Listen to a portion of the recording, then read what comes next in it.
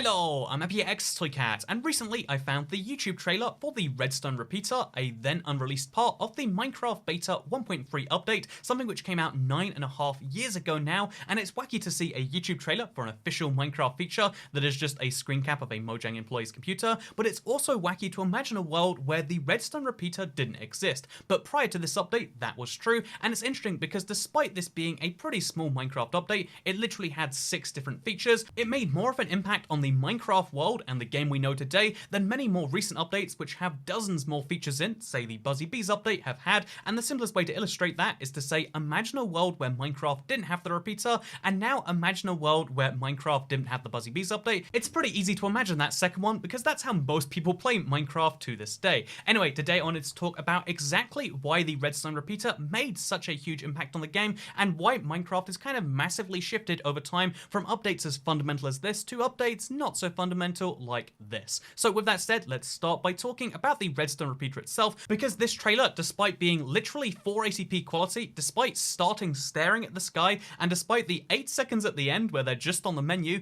if we ignore all of those things, it's actually a pretty decent guide as to what the Redstone Repeater does, and they do a really good job of explaining it to you into 3 separate points, starting with the most important, the fundamental reason why anyone who's played around with Redstone will need this repeater and will appreciate it, be able to play around with it, no matter what your Redstone ability, because the Redstone Repeater will repeat the Redstone signal like a network bridge. In other words, instead of being limited to just having a 13 or 14 block Redstone signal, you can use the repeater to make a Redstone signal go for as long as you like. Before this point, without using multiple NOT gates together, if you wanted to have Redstone which expanded past 13 blocks, it was pretty much impossible, but after this update, with just this simple Redstone Repeater replacing some Redstone, you could have hundreds of blocks of difference between where your Redstone started and where it ended, making this first point the one that most people needed to know and the one that got most people into it, before then revealing that it's not just a one-purpose block, it's a two-purpose block, because they also have a customizable delay, allowing you to actually change the speed of your redstone effectively, because when it's on its lowest second, it takes 0.1 second for a redstone signal to pass through on the other side, but it can go to 0.2 or 0.3 or 0.4 seconds, so the Redstone Repeater is a wonderful way to not only repeat the signal, but also to slow it down, to delay it, and to make different speed stuff. This is what they show off at the end of the trailer with the note block song, where all the note blocks are being hit at different times, because different redstone delays are being used on different note blocks, making that kind of a tune. This is the entire thing that makes redstone note block songs possible, you know, the ones that we make in our community.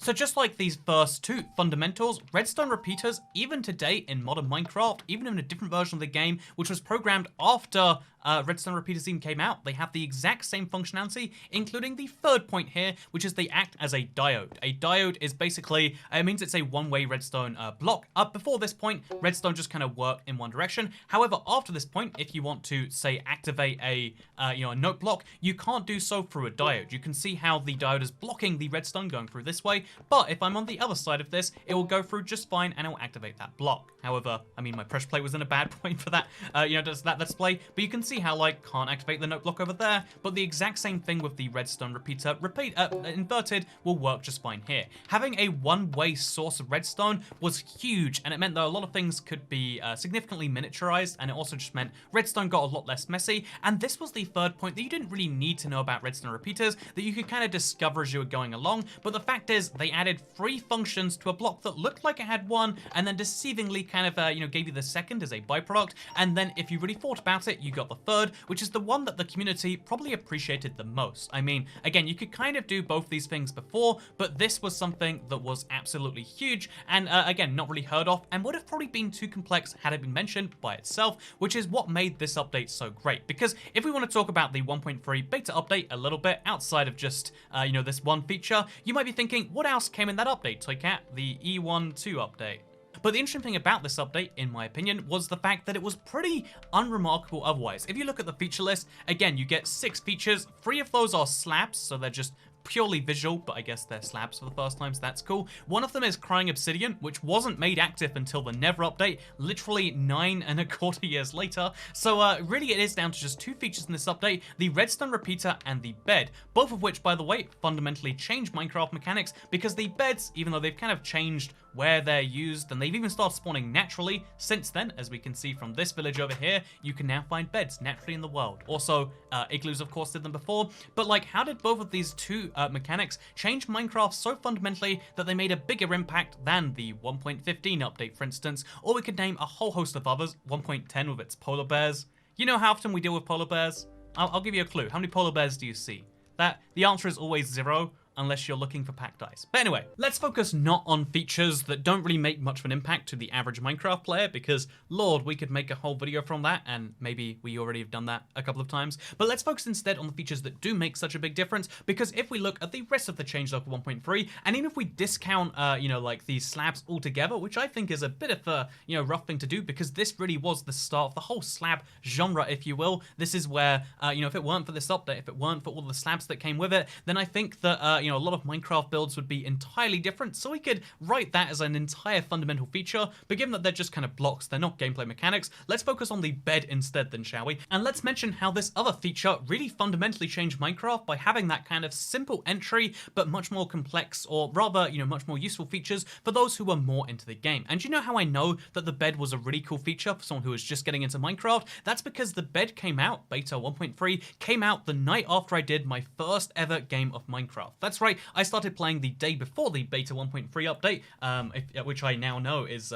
February 21st, 2011. I'd just gone some pizza with a friend. We were chilling at his house and he's like, you have to play this game, Andrew. I said, this game looks really dumb. I mean, like, have you seen the cows in Minecraft? Have you seen how dumb they look? I was like, nope, not playing that game. It was this huge YouTube trend, but my friend insisted that I play it, which I guess I'm glad to him all these years later that he did, but he insisted that I play it, and then I got hooked. I literally started playing, and then he went to sleep, and then he woke up the next morning, and I was still playing, and that was when I ended my session. But when we ended the session and loaded Minecraft back up again, there was a brand new update on the launcher, and it was the 1.3 update. And the very first thing they advertised about this update, the thing that I will always remember this update as in my mind, were the beds in it. And I asked my friend, like, what's a bed all about? And he's like, oh yeah, you can place it and then you can sleep at night and pass them all the way. And that was so useful to me as someone who just spent, again, an entire real life night, so like 9 or 10 hours playing Minecraft. The nighttime was so annoying. Mobs would spawn. It was awful. If you wanted to build, you had to do it during the day, and then you had to, like, go mining at night effectively.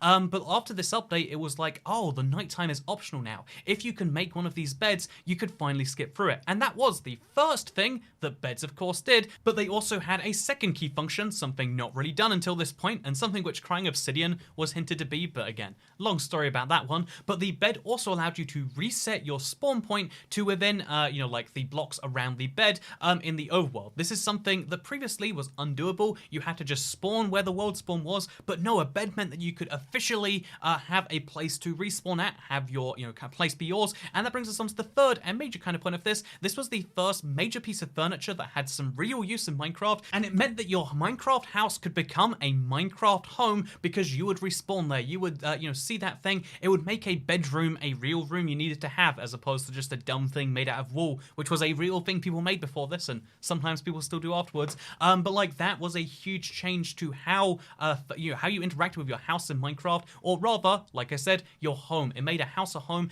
and that kind of like thing that gets more in depth the more you think about it, the more you use it.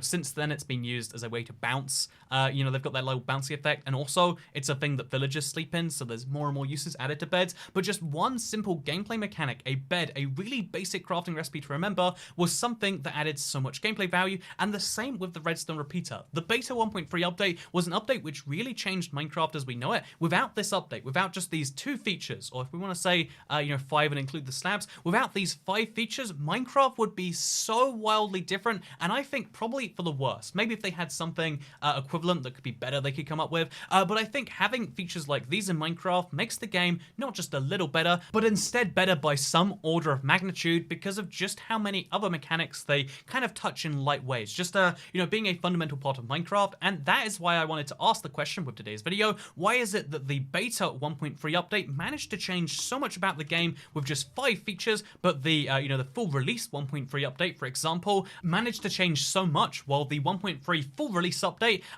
despite having significantly more features? We're talking about emerald blocks, we're talking about tripwire hooks, we're talking about new types of stairs, the book and quill, the ender chest, even trading for the first time. How is it that those changes which although are kind of notable by themselves in some ways, despite there being significantly more of them, the 1.3 full release update seems to have added less than just these two features combined, and the simple answer to that, or the simple answer to how 1.10 with its huge list of features is pretty much forgotten about, is because I think the thing that Minecraft was doing much better then is adding whole new gameplay mechanics which other things could build up on top of. I mean, think about Redstone and how the systems that have been built on top of that really change every update since then. Every new set of feature they add, they allow new sets of redstone things to be built. If you think about beds and having like a base, every new thing they add, people want to add to their Minecraft base. They want to add to their Minecraft home. They want to utilize, respawn mechanics and do some new stuff with that. The question that we can ask time and time again is, why has Minecraft gotten so much worse since the beta days, where there were not just like one update every year or half year or 3 months or whatever,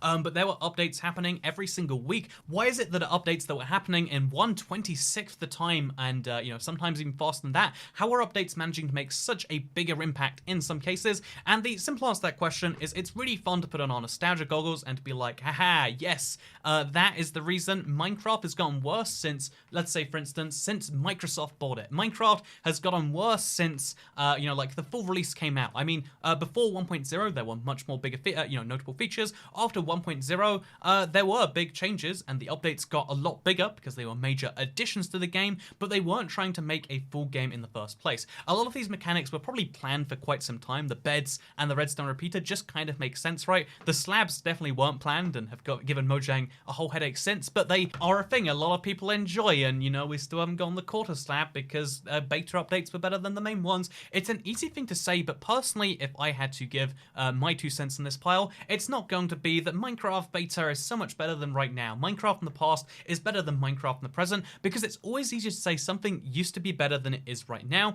because your memories of something are clouded by survivorship bias. Survivorship bias is the simple thing that, like, hey, the very best things will float to the top of your memory, because if you remember it 9.5 years down the line, then it's probably a pretty notable thing. But if you think about all of the other smaller, bad, weird updates, they won't float to your mind nearly anywhere as much. I mean, take for instance, just beta 1.4, literally the update afterwards, and you can see how cookies came out, a new food item that heal the player for 0.5 hearts. How many times have you non-ironically used cookies as a real item? Again, when they came out, they were stackable, so that was kind of cool. Then everything else became stackable, and again, even when they were stackable, they were worthless because they had so little regeneration. But it's just like, the thing you don't realize is the big updates, the beta 1.6s of the world, the beta 1.7, which added pistons, 1.3, the big updates are the ones that stick in your mind, and all the other ones kind of fall through. Whereas when you think about modern updates, you think about the Buzzy Bees update, one that, let's be honest, it's going to be lost to history, because the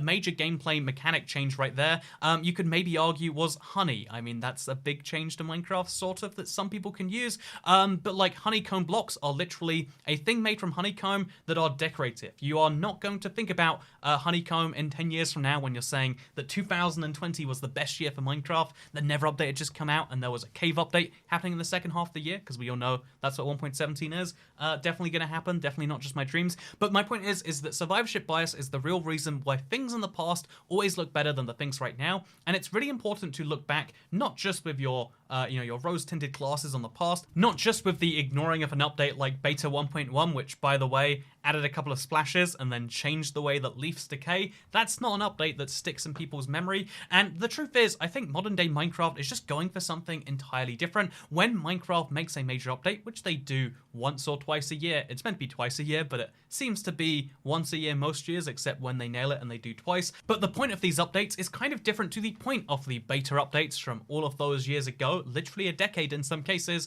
because the point now is Minecraft is a pretty fleshed out game. If they really wanted to, they could probably ignore Minecraft tomorrow, and in 50 years, people would still be playing it, maybe not as much. But the point now is to keep those base mechanics going and to refresh them in places where they need refreshing, like say the oceans, which were kind of boring and dull before the aquatic update. They went ahead and fixed that. Like trading, which always felt like a weird tacked on mechanic, they fixed that. I would argue it still in some places feels weird weird and not perfect, but they are working on all of the weird features which were lacking content. We know for a fact that they intend to update the end before they add a new dimension, for instance, because they want to fix through some of this content and add in some new ways to use the existing stuff, because that's what Minecraft is now all about. There are lots of great mechanics in the game. There are so many ways to play it. You can play as a creative player, you can play as a survival player, you can play multiplayer exclusively. If you're in survival, you can make some redstone stuff, you can make some really pretty survival, some really pretty builds if you want to, or you can focus on the technical side of Minecraft and maximizing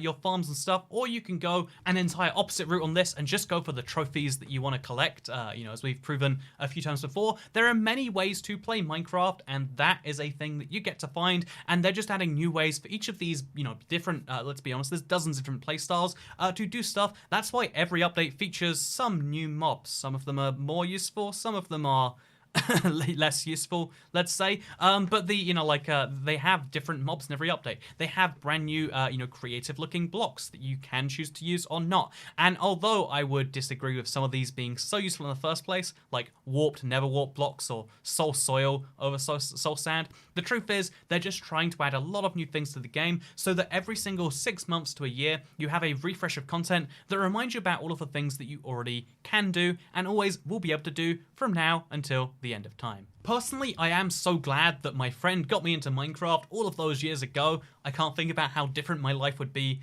if it weren't for that, because again, it is one of my favorite games. It is one of the greatest games. It is one of the most enjoyable games to dive into, and that's why I do so much of that on my channel. And yeah, if you want to see more of these videos, please do consider subscribing, because I had a lot of fun making it, and maybe you enjoyed watching it in some way. Or maybe you didn't, and you just watch it to the end, because that's what you do with videos you hate, in which case, speak to a therapist, man. You're doing things you don't want to be doing, and that's something you got to stop right now. But something you don't have to stop right now is watching my videos, because the outro is going to play. And you know what happens with the outro? There's videos on screen, and wow, you can click on them. And as a YouTuber, I want you to do that so you see more of my stuff, rather than YouTube recommending you another weird video from 8 years ago or something like that.